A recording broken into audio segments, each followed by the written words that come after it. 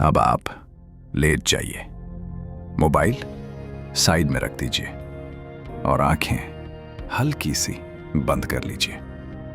आपको कुछ करना नहीं है, सिर्फ सुनना है।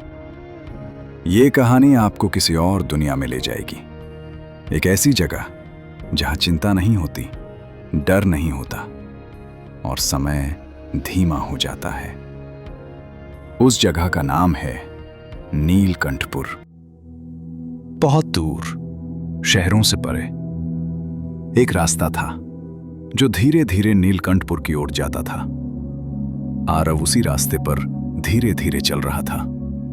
उसके कदम भारी थे, कंधे झुके हुए और दिल थका हुआ। उसकी जिंदगी में बहुत आवाजें थीं, लोगों की बातें, उम्मीदें और उसकी अपनी सोच। लेकिन इस रास्ते पर कोई आवाज नहीं थी, सिर्फ हवा और पेड़ों की सरसराहट। हर कदम के साथ उसका मन थोड़ा हल्का होता जा रहा था, जैसे नीलकंठपुर दूर से ही उसकी थकान खींच रहा हो।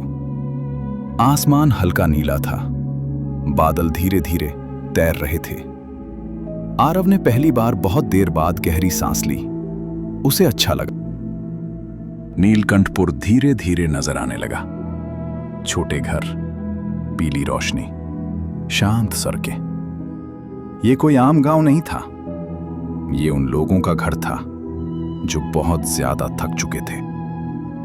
आरव अंदर आया और उसी पल उसका दिल थोड़ा हल्का हो गया, जैसे वो कहीं घर आ गया हो। बाहर एक पेड़ हवा में धीरे हिल रहा था। उसकी पत्तियां आपस में धीरे धीरे टकरा रही थीं। एक नरम सी आवाज, जैसे कोई लोरी गा रहा हो। आरव की आंखें अब आधी बंद थीं, लेकिन उसने कुछ अजीब देखा। सड़क के बीच एक हल्की सी नीली रोशनी चल रही थी। वो तेज नहीं थी, बस बहुत नरम, जैसे किसी का सपना रात में टहल रहा हो। वो रोशनी धीरे धीरे एक घर के पास गई, फिर दूसरे के, फिर तीसरे के, और हर घर के पास वो कुछ देर रुकती, मानो हर घर की थकान इकट्ठा कर रही हो। आरव डर नहीं रहा था। नीलकंठपुर में डर टिक नहीं सकता था। वो रोशनी आखिर में उसके कमरे के सामने रुक गई, खिड़की के बाहर। आरव ने धीरे से सांस ली। उसे लगा जैसे उसकी सारी उलझनें कहीं खिंच रही हों। नीली रोशनी धीरे धीरे हवा में घुल गई और फिर सब कुछ फिर से वैसा ही हो गया, सिर्फ और शांत। आरव बिस्तर पर लेट गया। उसका शरीर अब बहुत हल्का था, जैसे वो हवा में तैर रहा हो। उसके कानों में अब सिर्फ हवा की आवाज थी और कहीं दूर एक बहुत धीमी घंटी, टिन टिन। आरव की सांस अब बहुत धीमी हो चुकी थी। उसका मन खाली था, कोई सोच नहीं, कोई चिंता नहीं। नीलकंठपुर उसके ऊपर रात की चादर डाल रहा था। चांद बादलों के पीछे धीरे से छुप रहा था और तारे हल्की रोशनी दे रहे थे। आरव अब नींद की सीमा पर था। वो जानता नहीं था कि कब नींद आई, बस इतना जानता था कि सब कुछ बहुत सुरक्षित लग रहा था और नीलकंठपुर पूरी तरह उसे अपने अंदर ले चुका था। रात और गहरी हो चुकी थी।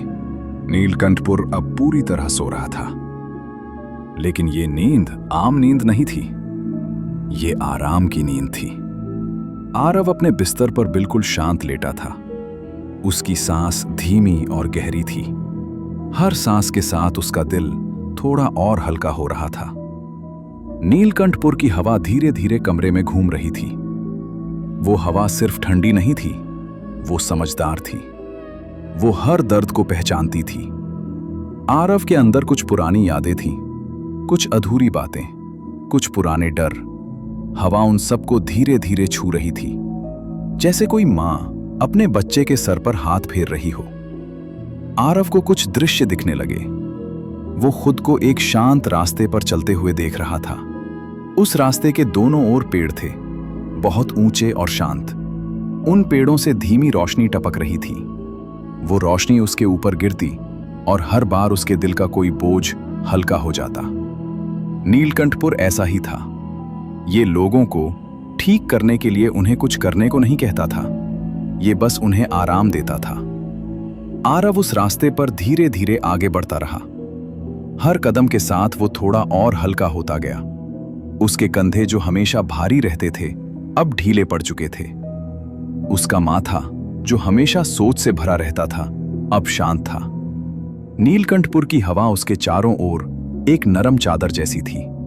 कहीं दूर एक बहुत धीमी संगीत सी आवाज आ रही थी, जैसे पूरा गांव एक साथ लोरी गा रहा हो। आरव अब पूरी तरह उस लोरी में डूब चुका था। उसकी सांस लंबी, धीमी, शांत। उसके दिल में अब कोई डर नहीं था, बस एक हल्की सी खुशी, जैसे बहुत समय बाद किसी ने उससे कहा हो, तुम ठीक हो। नीलकंठपुर हर रात लोगों से यही कहता था, और जब लोग ये सुन लेते तब उनकी नींद सच में गहरी हो जाती। आरव अब पूरी तरह सो चुका था, लेकिन उसका दिल जाग रहा था, शांत, हल्का, ठीक होता हुआ। और नीलकंठपुर मुस्कुरा रहा था। नीलकंठपुर अब और भी शांत हो गया था। रात जैसे अपने पूरे भार के साथ गांव पर उतर आई थी। तारे धीरे धीरे आंखें झपकाने लगे थे। चांद बहुत ऊपर ठहर गया था। आरव अपने बिस्तर पर बिल्कुल स्थिर लेटा था। उसकी सांस अब बहुत धीमी थी, इतनी धीमी कि कमरे की हवा भी उसके साथ चल रही थी। नीलकंठपुर की हवा अब बहुत नरम हो चुकी थी। वो आरव के चारों ओर एक गोल सा घेरा बना रही थी, जैसे उसे सुरक्षित रख रही हो। उसके कानों में अब कोई तेज आवाज नहीं थी, सिर्फ हवा की हल्की सरसराहट और कहीं दूर बहुत हल्की घंटी की आवाज। Tin tin. ये आवाज नींद को और गहरा कर देती थी। आरव का मन अब बिल्कुल खाली था। कोई याद नहीं, कोई चिंता नहीं। नीलकंठपुर धीरे धीरे उसके सपनों में घुल रहा था। वो खुद को एक बड़े मैदान में चलते हुए देख रहा था। आसमान नीला नहीं, बल्कि नरम काला था, जैसे मखमल। उस मैदान में छोटी छोटी नीली रोशनियां तैर रही थीं। वे धीरे धीरे उसके पास आती और फिर से दूर चली जाती। हर रोशनी उसके दिल की एक थकान ले जा रही थी। आरव कुछ भी नहीं कर रहा था, बस वहां मौजूद था। और यही नीलकंठपुर की खूबसूरती थी। ये आपसे कुछ मांगता नहीं, बस आपको ठीक कर देता है। आरव की सांस अब बहुत गहरी हो चुकी थी। उसका शरीर पूरी तरह ढीला था। उसकी उंगलियां हल्की, उसका चेहरा शांत। नीलकंठपुर अब पूरी तरह सो रहा था और आरव उसके दिल के अंदर सुरक्षित था। रात और गहरी हो गई और नींद हर चीज को नरम बनाती चली गई। नीलकंठपुर अब एक सपना बन चुका था। गांव घर नहीं लग रहा था, वो एक नरम बादल जैसा हो गया था। हवा अब सिर्फ हवा नहीं थी, वो आरव की सांस बन गई थी।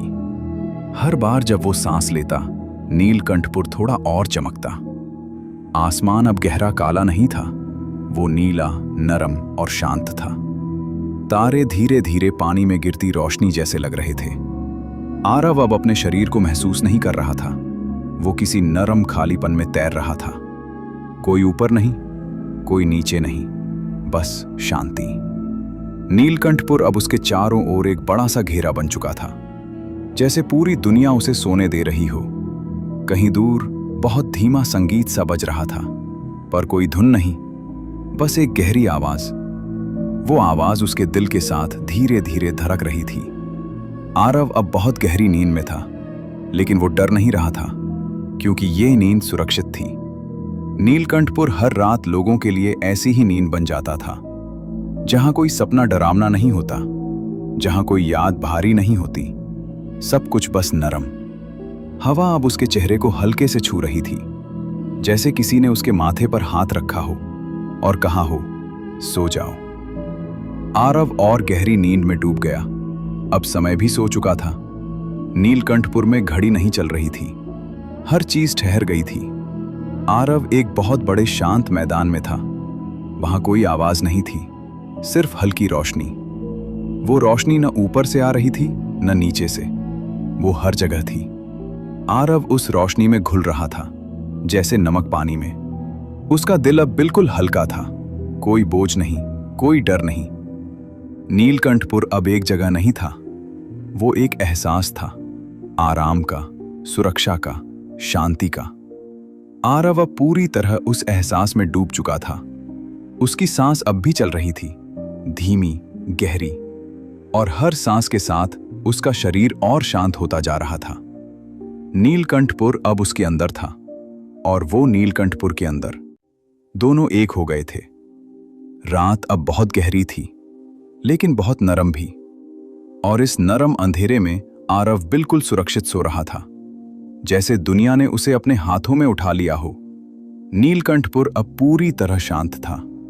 हवा भी जैसे सांस रोककर खामोश हो गई थी। तारे धीमे धीमे टिमटिमा रहे थे।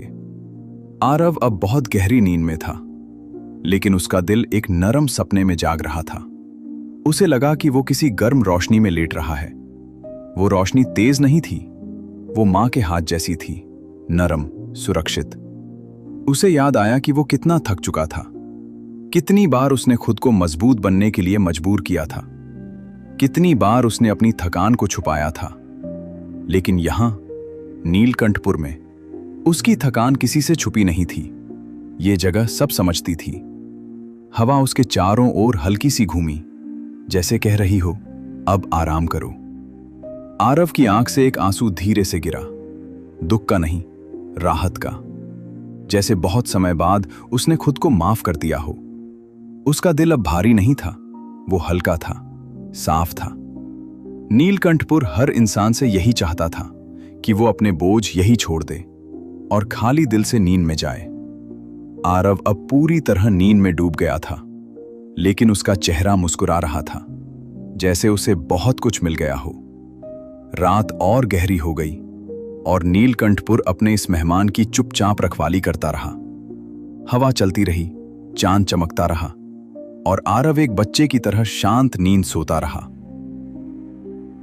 अगर आप अभी भी ये आवाज सुन रहे हैं, तो इसका मतलब है कि आपने खुद को थोड़ा सा आराम दिया है। याद रखिए, थक जाना कमजोरी नहीं है, ये इस बात का सबूत है कि आपने बहुत कुछ सहा है।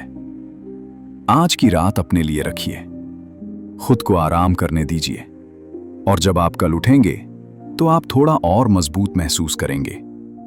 अगर ये कहानी आपके दिल को थोड़ी सी भी शांति दे पाई हो, तो ज्ञान यात्रा को सब्सक्राइब कर लीजिए। यहां आपको हर रात ऐसी ही शांत यात्राएं मिलेंगी। शुभ रात्रि।